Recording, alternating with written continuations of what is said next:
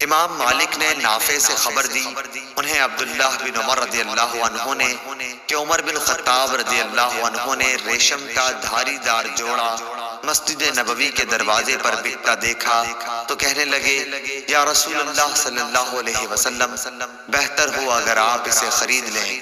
اور جمعے کے دن اور وفود جب آپ کے پاس آئیں تو ان کی ملاقات کے لیے آپ اسے پہنا کریں۔ اس پر حضرت صلی اللہ علیہ وسلم نے فرمایا کہ اسے تو وہی پہن سکتا ہے جس کا آخرت میں کوئی حصہ نہ ہو۔ اس کے بعد رسول اللہ کے پاس اسی طرح کے کچھ جوڑے آئے تو اس میں سے ایک جوڑا آپ نے عمر بن الخطاب رضی اللہ عنہ کو عطا فرمایا۔ انہوں نے عرض کیا، یا رسول اللہ صلی اللہ علیہ وسلم،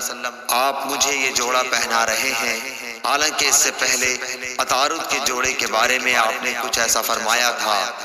رسول اللہ صلی اللہ علیہ وسلم نے فرمایا کہ میں نے اسے تمہیں خود پہننے کے لیے نہیں دیا، چنانچہ حضرت عمر رضی اللہ عنہ نے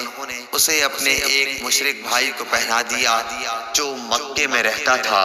صحیح بخاری حدیث نمبر 886۔